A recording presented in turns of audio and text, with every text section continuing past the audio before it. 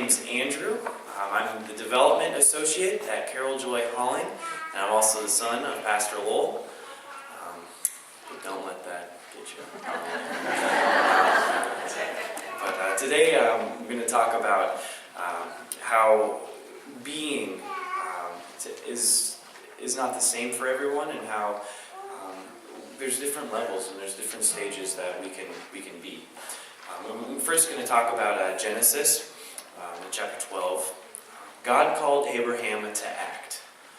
We're not told of Abraham's credentials, any backstory, but I really don't think that matters. I have a question. Does God seek out the best and the brightest?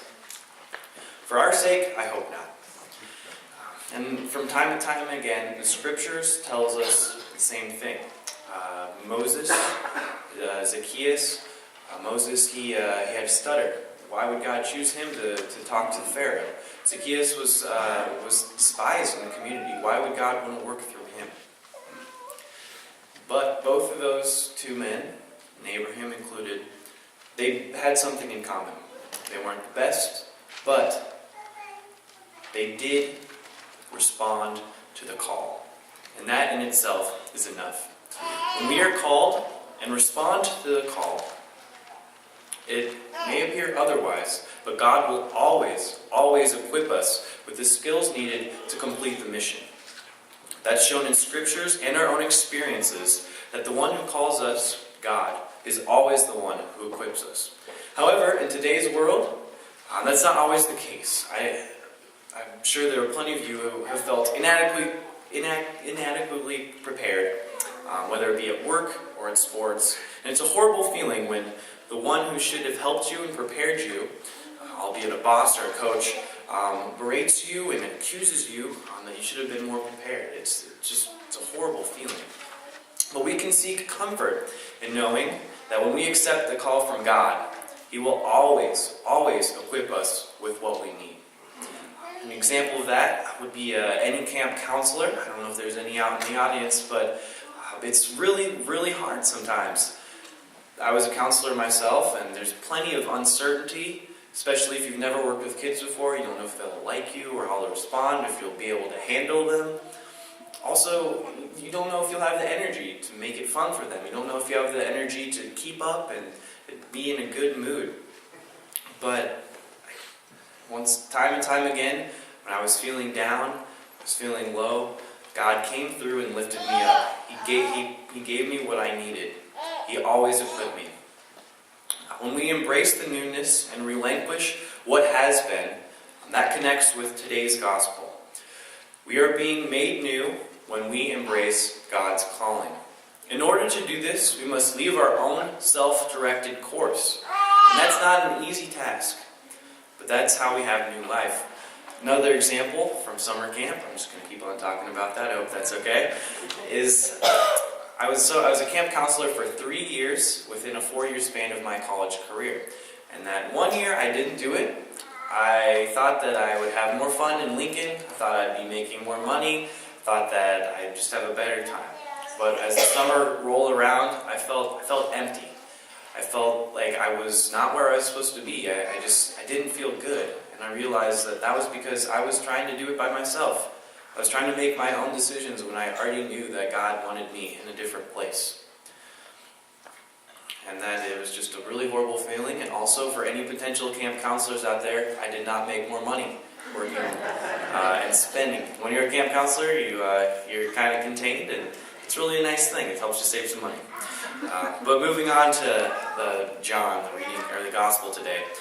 Today's society pushes religion out of almost every social context. As Christians, we always want to help. We always want to feed the hungry. We always want to make sure there's no suffering. We want social justice. But when we show our cross, we kind of get pushed under, or people say in the public sphere, hey, you can't do that here. Some people don't want that, or it's not fair to say that it's not okay. We are conditioned to keep our faith in the dark. When we look at Nicodemus, it's easy and clear to see a reflection of ourselves. Nicodemus is successful, and he has faith. And he has enough faith to seek out Jesus and see what everyone's talking about. But if we look at it, what time of the day did Nicodemus come to see Jesus? It was during the night. As we live out our faith in today's world, this practice is widely and easily applied. We attend church and we seek comfort in the love of Jesus. Yet, like he says in the scriptures, our faith is like an unborn baby, safe and protected. So Jesus asks us to be born again. And this is extremely powerful. And many different denominations look at this as a command. And that's an okay way to look at it. They see it as an urgent command that is paramount for their religious experience, where you have to accept Jesus in order to have the awards. While this may be a valid way to experience Christianity, Lutheranism is a little bit different. Instead of looking at it as a command, we look at it as more of an invitation. An invitation to let God work in our lives. Many of us are comfortable believing in Jesus and trying to show the love to others, but letting God take control of our lives, that's what is extremely difficult. As a camp counselor, I've seen people born again. I've seen it happen multiple times. And although they may not be as old as some of us, these kids' faith are mature. It's not like the faith that some of us have, just like Jesus said, as a baby and as an infant, it's still in the womb. These kids' faith are fully grown and matured, and they're sharing it with others. I'd like to thank this congregation, especially for being a part of ministries at Carol Joy Holland Camp, and being a part of a new program called the Micah Project. This is an awesome evangelism project where your church is going to seek out 10 youth who are unchurched or maybe in a bad situation, and be able to give them a week of camp, and just anybody in the community. So if your friends, or if your kids know any friends who they think would be great, I think it'd be a wonderful thing just to ask to invite those kids to come to camp. This congregation is 1 out of 10. I think it's just really awesome, and we truly appreciate you being a part of the ministry with us. I want to tell you a story about how that kind of thing, people who are struggling, can really thrive at camp. I was working as a counselor at Springs, and there was this boy there named Nick. And Nick was a foster kid, and he was at camp because it was kind of like a placeholder for him. He was in this weird situation where he wasn't with his foster care system, and he wasn't with his parents, and he was going to go to court later that week in order to figure out where he was going to go. So when he got there, he was a little hard to handle. He was rude. He wasn't listening to directions. There was times when he ran off. And for most of the time, he was more focused on his female counterparts than the activities that we were doing. It's kind of hard to redirect him. However, when Wednesday rolled around halfway through the week, he had to go to court. And we didn't know if he'd come back or not. We knew that we were kind of just a placeholder, and it seemed like he wasn't having a good time. So if he had the chance to leave, like he said he wanted to leave multiple times, that he was going to go. He wasn't going to come back. But luckily, that wasn't the case.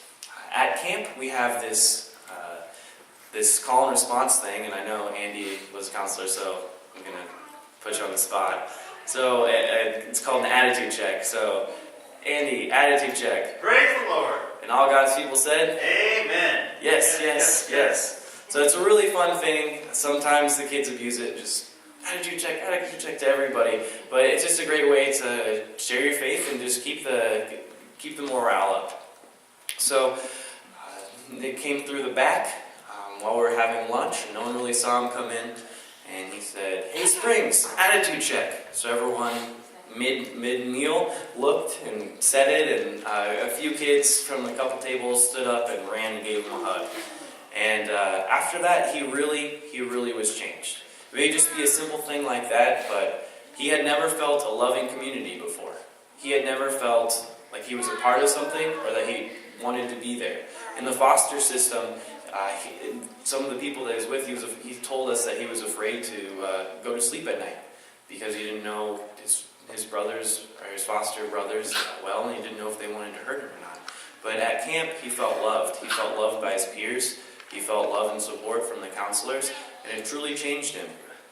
at camp we do this really wonderful thing where each group of kids, called villages, has a chance to help lead and organize worship. And when it was his village's time to organize the worship, he just dug right in, and he loved it. And he came up with his own confession. And he said that he asked us to grab a rock, whisper our sins in it, and then throw it in the lake. We were having worship by the lake that day. And then afterwards, he told me, and he said, we were standing by the lake, and he said, that's kind of like how God works. I said, well, what do you mean? He said, well, the rock is like our sin, and it's God's love that's just encompasses everything. And I don't know about you, but I think he's a better theologian than most of us, and he didn't even have a relationship with God at all beforehand. So I just want to say thank you so much for partnering with us for the Micah Project. I just know that stories like that will be abundant when kids from the Bellevue community will be able to feel loved and supported in a wonderful ministry that happens at Carol Joy Hall. So thank you very much.